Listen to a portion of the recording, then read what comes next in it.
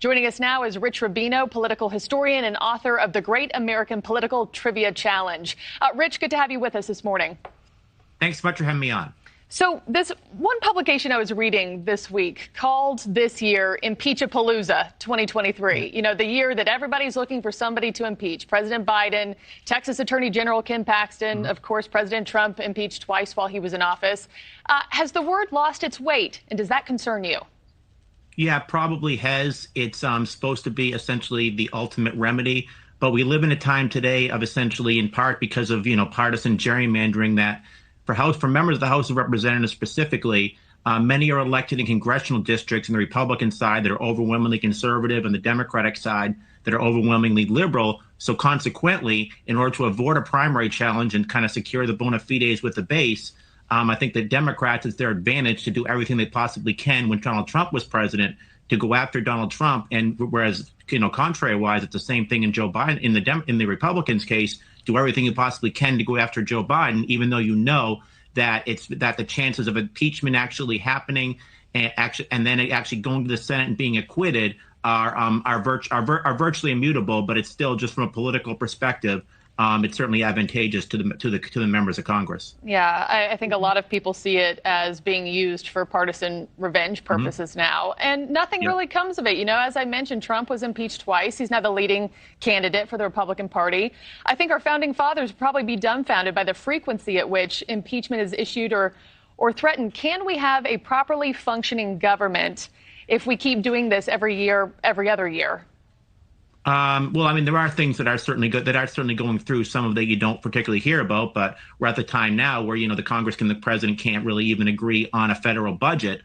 Usually, by the way, you often get these you have kind of a fringe congressman introduce a resolution of impeachment. It goes nowhere. For example, Walter Jones in North Carolina, a libertarian type Republican, introduced impeachment against Barack Obama for the use of drone strikes. It went nowhere. Dennis Kucinich from Ohio introduced impeachment against George W. Bush over Iraq. It went nowhere. So it's always kind of a fringe issue. What you're seeing now, though, it's gone from the extreme to the mainstream.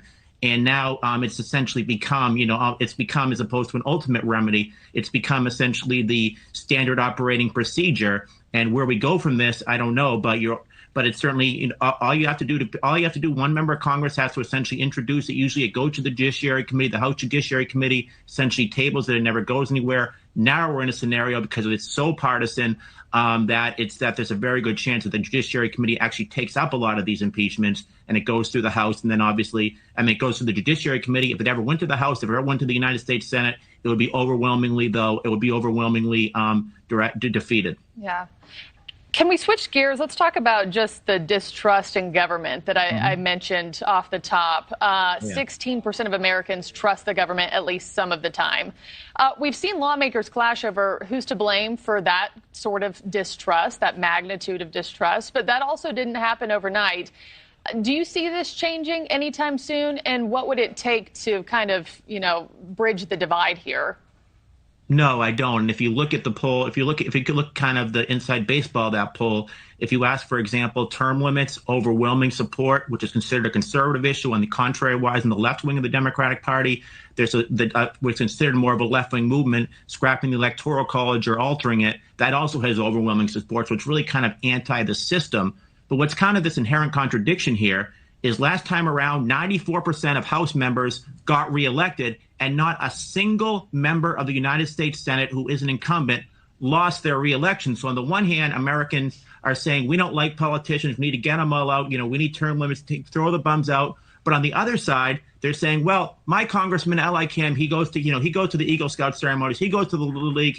Ceremonies. He's always there. If he's a dedication for a bridge, we like that person. What we don't like is the other 435 voting members. So there really is a contradiction. If people really wanted to kind of a complete new slate and just to start fresh, a tabula rasa, they could do that by electing all new members. But you don't see that happening, and incumbents have an insurmountable advantage.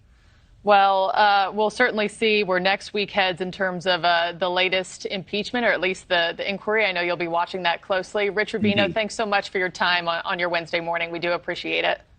Thanks so much for having me on. Of course.